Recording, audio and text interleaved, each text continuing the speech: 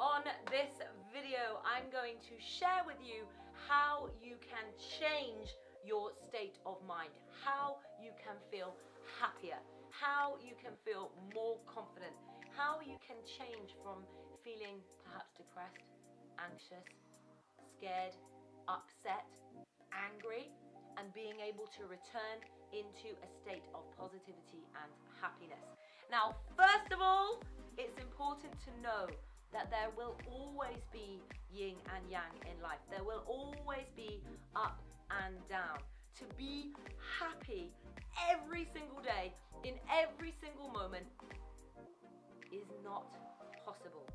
We are humans. We're having a human existence. No matter what your beliefs are, at this moment in time, we are having a human existence, and therefore human emotions will play a part in our life, which includes frustration, anger, sadness, happiness, surprise, excitement. All of these emotions, they're very natural, they're very normal. But the difference between those that are living successful, happier, more driven, ambitious lives is they are able to take, when they do feel that anger, that frustration, that sadness, whatever emotion it might be, they are able to pull themselves back to a state of being solution focused, to a state of contentment, being able to move forwards. So it's not about never feeling these emotions, it's about what's your recovery period to be able to return to a baseline state of happiness. So before I jump in, here is a quick intro.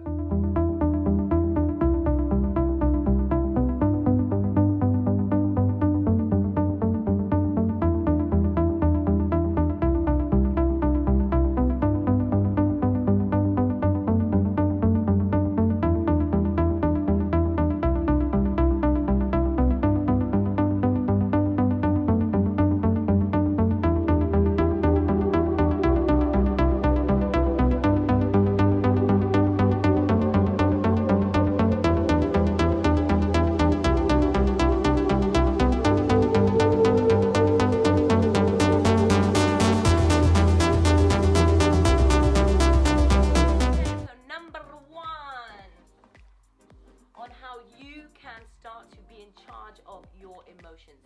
Now, first of all, of course, I want everybody just to remember and to understand that if it depends on what has happened to you. So, for example, if you've lost somebody that you love, take your time to grieve. Take your time to have sadness. Allow the emotion of what that person meant to you to sink into your being, and allow yourself to have that emotion for them before returning back to remembering them fondly, enjoying the memories that you have of them, and also understanding that whoever it is that you lost probably in time wants you to continue getting on with your life and to be happy. They don't want you to be feeling sad every day that they're not there. Going into a little bit more depth here. But I want you to understand that there's different situations that allow different time periods of emotion. However, so many people will get stuck in a traffic jam, or they'll stub their toe, or someone will say something that annoys them, and then they allow themselves to stay in that emotion of anger or frustration throughout the day. And let me ask you something. How does it serve you? First of all, you're probably not happy and you're probably not enjoying yourself. And by the way, if you don't want to do that and you want to be angry, probably best that you switch this video off. I won't be affected, it's all good. But when we allow ourselves to define one particular moment during a day to dictate our entire day, how many times have you heard someone say, oh, I've had such a bad day today. I got out of bed the wrong side, I stubbed my toe, I got stuck in traffic, so-and-so said this to me. And it allows, sometimes we allow that to dictate how we feel and what our emotions are. So what I'm going to share with you today is 3 ways that you can change your focus. So for example, if somebody calls you something like, oh, you are being such an idiot today. Know that you're not an idiot. You're amazing. The only time that you become what someone is calling you is if you take ownership of it. Remember, Gandhi shares, nobody can hurt us without our permission. Nobody can hurt us without our permission. So it's a choice. But when different scenarios happen in your day, whatever it might be, you can, number one, change your focus. So stop pouring your thoughts and your energy into that moment. How many of you have had a conversation with somebody and perhaps it's got a little bit heated, and then you go home and you play it over and over and over and over again in your head? Maybe you tell your friends about it, maybe you tell your family, maybe you tell your dogs, but the more you speak about it, the more emotion you put into feeling angry, sad, frustrated, or whatever it is. So number one is to become aware. Awareness is always the first step to change. Become aware of what you are focusing on. I've had times before where maybe it's not even been the same day, maybe 1 week later, I'm still replaying a conversation in my head and thinking, how didn't they see it this way? Or why didn't they understand my point? Or whatever it might be. But now I understand that that doesn't serve me. If I want to change that moment with someone, I'll go and have an open conversation with them. Otherwise, I change my focus. I change my thoughts. What are some things that you can change your focus to very, very quickly help you change state? Very fast is music. Music. Being able to have a power tune, a theme tune, songs that you love, and being able to play them will change your focus, and it might even help change your physiology, which also affects what we are thinking about.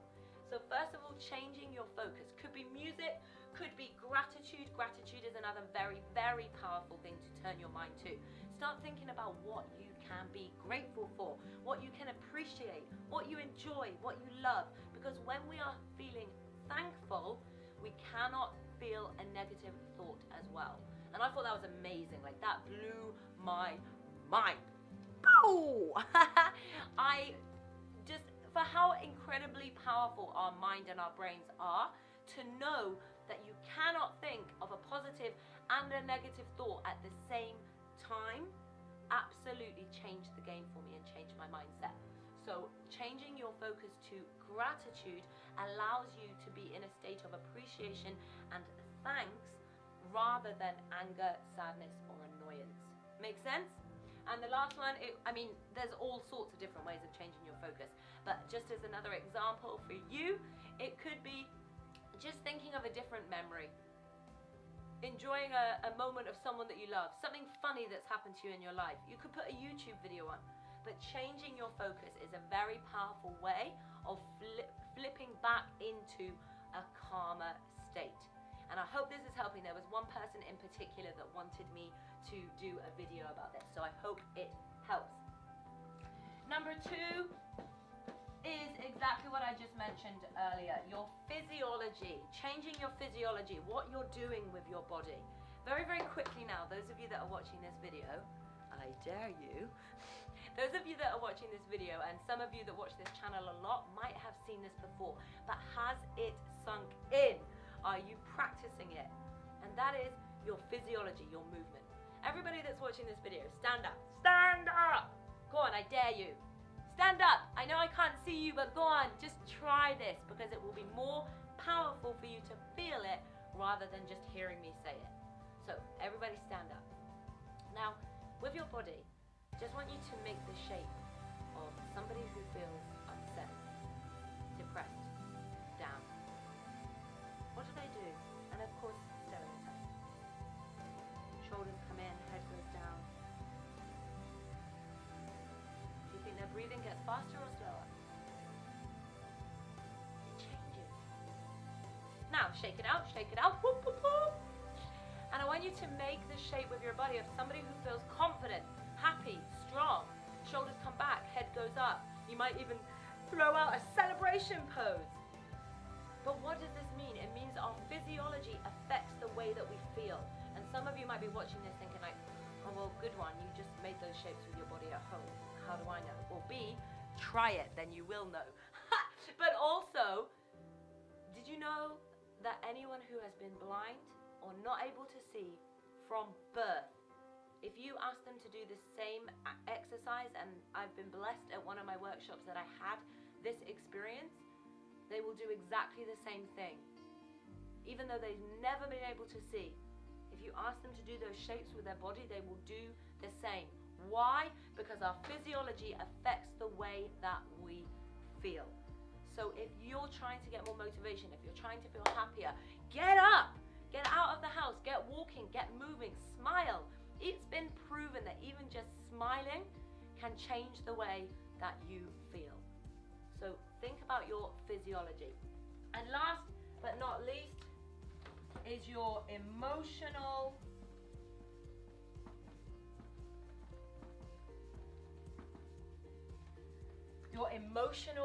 meaning.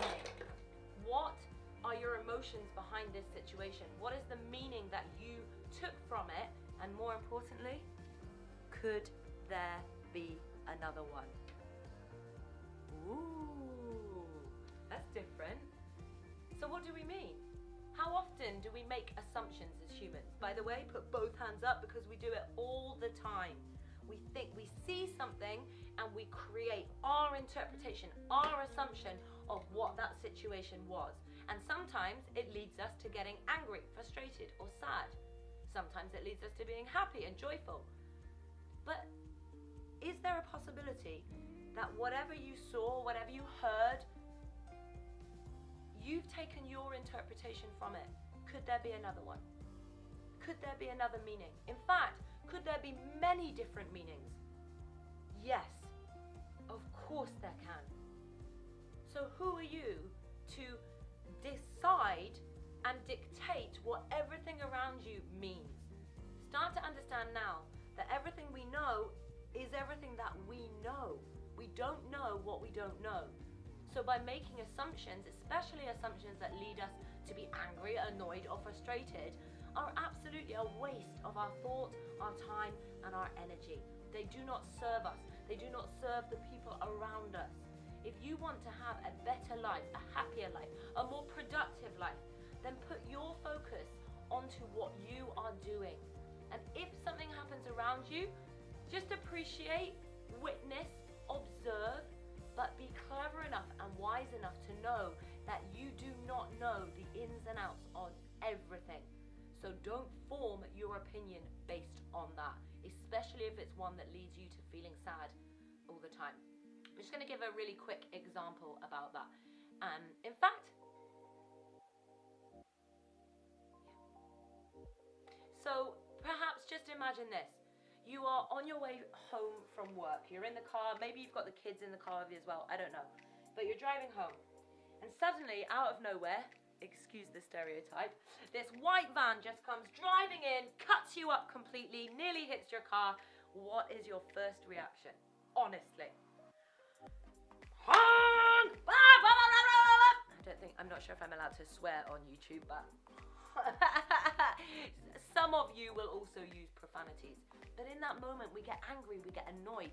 We might even go home, walk through the door and say, "You won't believe what just happened. This absolute idiot just completely cut me up. He could have hit our car. He could have hurt the kids."